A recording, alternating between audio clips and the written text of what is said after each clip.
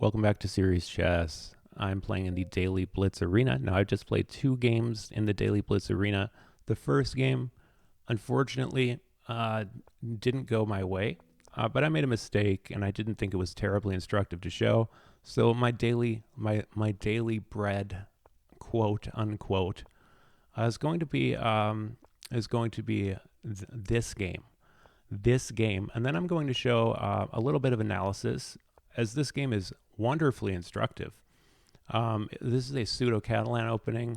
If you go through the Masters database and you look for people who've played the pseudo Catalan, you'll notice that it's not often played. And really, the move that makes this opening not a favorite of grandmasters or masters at really any level outside of Russia is the c3 move. So pushing the pawn to c3 is generally considered to be inferior to playing c4 in almost any position. So if you look for games played with the pseudo-Catalan, you'll notice that Magnus Carlsen probably has the most games with this opening as the white side. Apart from that c3 move is played by like Russian grandmasters and not a lot of other people. So now I can take his rook right away, but I'm noticing that if I play bishop to a3, he'll have to give up his queen as it is right now. His king doesn't have any squares to go to. With the 2 bishops, he would have to give up his queen. So I do expect that he'll move his queen. It looks like the only reasonable move, at least if he's a title player or a robot, the only reasonable move would be queen to d6. I always, I always invert the board in my mind and want to call that move d3, but of course it is queen to d6. So now I'm going to capture the rook, because what I'd like to do is I'd still like to play bishop e3, bishop a3, but if I do it after playing a4, well, now the bishop is defended and it makes sense. So now I have a big advantage, and if he hadn't moved his queen, it would have been pinned to his king, and I would have won his queen had he not played a move like that. He might have possibly had c5, but I'm not sure. So now in this position, it's a little hard to say exactly what to play. I am noticing that I could push c4. I probably should have pushed c4. That move looked good. That move looked good as well. But then I was noticing it doesn't have quite as many targets as I thought. So I wind up supporting my pawns with a clear idea to either double up rook and queen or something of that sort. Now I go for this idea for a very simple reason, which is that upon first thought, I believed that he had to trade queens there. So ultimately, I give the exchange back, and now the game is objectively speaking a draw. There will be one more blunder between both myself and my opponent the rest of this game. So see if you can spot it, and then I'm going to go through what I could have done, because I spent a decent amount of time analyzing this game. Please leave a comment. Leave a comment if you think for any reason that I'm playing unfairly, because I don't, to my knowledge, nobody thinks that. But I would rather deal with that heads on, and because I guess I just don't understand how anybody could think that, and yet it's very obvious that I'm playing nothing but robots. And so I guess I'm a little uncertain of who condones that sort of treatment of anybody, is I guess the question I'm asking. Because if somebody's playing fairly, then you should let them play. That's my take. I wanted to play this move rook to a7 and then swing my bishop around. But I don't. I don't know why I don't. I should have. So I didn't, and I should have. But apart from that, I'm going to A lot of people have said to me things like, um, basically things that imply that my end game is very weak compared to the other parts of my game. I would strongly disagree with that. I would say that my end game is pretty good. But maybe there are a lot of things I don't know. I mean, I taught myself uh, essentially by watching chess streamers and by analyzing games with stockfish. So I mean, if I have a coach, it's stockfish. So if people say that I play like stockfish, that would make sense. That would make a lot of sense. And I mean, I can play a top three engine move almost every single move. Not for the reason that I'm playing unfairly, but for the reason that I taught myself how to play and I use stockfish. So I believed at this point in the game correctly that material would wind up coming down to me having a rook and all of the pawns being liquidated. Now I'm going to have to eventually trade this past the pawn for his bishop. So I do that, and now I immediately have sort of my spidey senses tingling, and there's a good reason for that, which is that it appears like I'm going to blunder into a draw.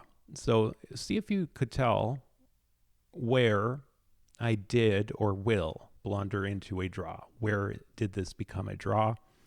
And I will reveal the answer right after the game when I do the analysis. I spent about a half hour analyzing this game. I really don't want to keep making the same mistakes, which is why it would be great to have the help of a friend, family member, or a beloved pet in the further progress of my game, which will eventually include or be entirely made up of over the board play. So eventually, to repeat that with different words, eventually I will only play over the board. I will not play online at all. Okay, so it's become quite clear to me that my opponent, who is a robot, will not he was not going to make a mistake. So this is going to be a repetition, threefold repetition. The position repeats 3 times. That is a draw. I did play a 1-minute chess game that I will go over as well. So yes, I was going to play another game, and then I thought to myself, you know what? It's probably enough. 87 and 88%, or did he play 86? That was not. I did not play the best move, but then he plays the top move. I play the best move. He plays the best move, and now c4 was the best move. I played the second or third best move. Now that was his big mistake. Just kidding. That was my big mistake. And now, I actually could have checked him there. Okay. And now he's going to play not the best move. So that's a little discrepancy. I'm not sure about that, but okay. Now he plays the best move. I play the best move. He plays, I'm sure that was the best move. He plays, that's his blunder. Huge blunder. Just massive blunder. So, all right. Best move. And now we're almost at the blunder, the mighty blunder. So I thought I was going to win the game, and pretty much at this point, I knew that I was not going to win the game. I could have defended my pawn. So there are multiple things already where I should have just not done those things. And I think the main thing, well, here's the blunder, but I'll say the main thing after this. So this is what I should have played. I did not play this move, but that was the only move to play there. The only move was king to f2. That was the only winning move. And now what happens is I take those squares away from his king, and now I'm going to be able to force him out with a king opposition. So the only move there was king f2. So if you saw that, congratulations. And please leave a comment. I haven't received any comments in the last 4 months, reinforcing the notion that anything you see on the internet is not real. So I'm going to go ahead and I'm going to play two 1-minute games. It's going to be very exciting and fun. I'm working on the Italian game. I almost said this in another video, but the last time that I was like watching and paying attention to top level competitive chess all the time, I think it was Hans that had caused a lot of people to start playing the Italian game. If you watched the match between Hans and Hikaru in the Speed Chess Championship. Yeah, is that what it was in? I just feel like I said that already, but I'm not 100% sure what tournament that was. It was just, yeah, that was the Speed Chess Championship. Hans was playing the Gucci Pianissimo, which I'm playing right now. And it seemed like everybody kind of got in on that. So now I thought that I had another draw against my opponent. I was thinking about playing something like bishop to A1 and then having my queen go over just to make sure that if he did anything other than what I was doing, he would get checkmated. So now I started to get a little bit worried. I put my king on the second rank in case he has any tricks to take with the rook here.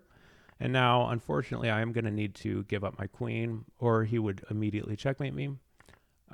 Actually, he would have, yeah. All right, so now it's still not like completely lost. Now it's completely lost. Great. All right, so my opponent playing kind of like a robot, well, which would make sense, especially if he's a robot. So, but once again, I'm not. I don't think that people. I think that people need to get. I don't know if this is the right word, but I think that people need to get a little bit smarter about the way that they engage with things on the internet, because people basically have lost the ability to differentiate between what is and isn't real. It's like you can see at one point in time, if you had shown somebody like a highlight reel of like an 80-year-old man making like 1,000 baskets in basketball, and like he made every single shot, people would be like, oh, well, yeah, you edited that together, it's fake. And I feel like these days people would be like, wow, that man is OP basketball player. And like you would be so confused, like, do people actually think this is real? Is it supposed to be funny? Are these bots that are promoting this? Is this like some kind of weird scam that I don't get? Like, I think we all have those problems with the way that the internet has become so inundated with crap. But one of the most unfortunate things about that is that people who are not making fake content, like myself, I'm not making fake content, and it's hard to even come up with like a reason why people should trust that that's even true, because why should they? Like almost everything is crap. But that said, I'm not that old, but I'm too old to be cheating in chess for what? For nothing. I gain nothing from this. I like posting videos and playing chess. I just like playing chess more than anything.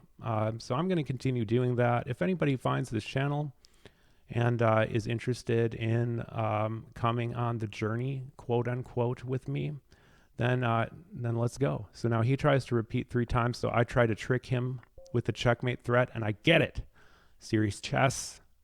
Peace out.